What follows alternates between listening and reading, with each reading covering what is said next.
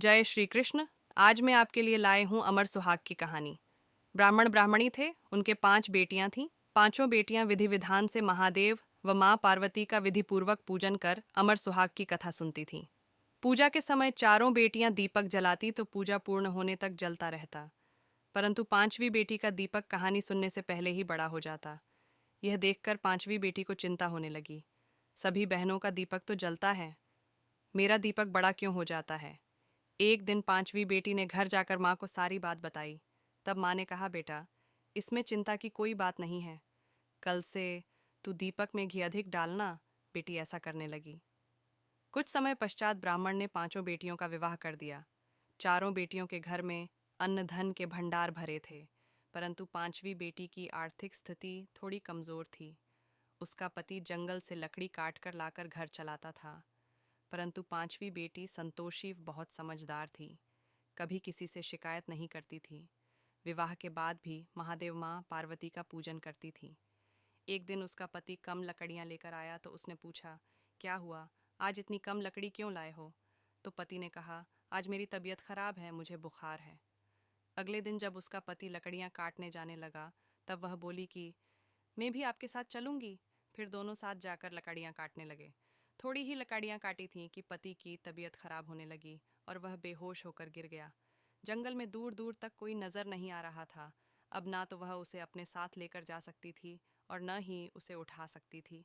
तब उसने अपने अपने पति का सर गोद में रखा और जोर जोर से रोने लगी। उसी समय महादेव और पार्वती पृथ्वी पर भ्रमण करते हुए आए। शिवजी उसे देखकर पार्वती से कहने लगे कि देखो इसके साथ कितना बुरा हुआ है। पार्वती बोली कि हमें इसकी मदद करनी चाहिए। तब उन्होंने उसका हाल चाल पूछा। तब उसने सारी बात बताई। सारी बात सुनकर शिवजी बोले कि तुम इसे लेकर घर क्यों नहीं जाती, ये तो मर चुका है। तब बेटी बोली, मैं तो कहीं नहीं जाऊंगी, और रोने लग गई। तब शिवजी को दया आ गई और बोले कि तुम तो वही हो ना जिसका दिया जल्दी बुझ जाता था। तब बेटी बोली, हाँ मैं वही हूँ। तब शिवजी बोले कि तूने दिया तो जलाया, पर कभी भी सुहाग की कहानी ध्यान से नहीं सुनी। तब बेटी शिवजी के पैर पकड़कर बोली कि मेरे पति को जीवित कर दो, आप जैसा कहोगे मैं वैसा ही करूँगी। तब शिवजी ने उसके पति पर अमृत के छींटे मारे और उसका पति अंगड़ाई लेकर बैठ गया और बोला कि बहुत अच्छी नींद आई। ये सुनकर पत्नी बोली कि ऐसी नींद कोई दुश्मन को भी ना आए, और फिर दोनों घर चले गए। तब पत्नी ने कहा कि मुझे सुहाग का उद्यापन करना है।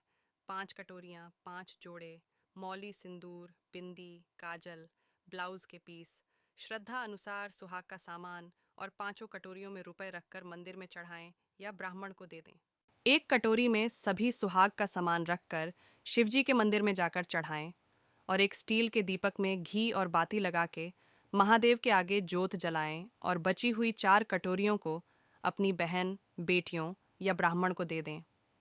इस विधि से 5वीं बेटी ने भी उद्यापन किया। तब उसकी सारी परेशानियां दूर हो गईं। घर में धन धान्य समृद्धि हो गई और उन्हें संतान का सुख मिला, और दोनों सुखी पूर्वक अपना जीवन बिताने लगे। है महादेव, जैसा आपने 5वीं बेटी को दिया वैसा सभी सुहागन को देना। बोलो महादेव और पार्वती की जय।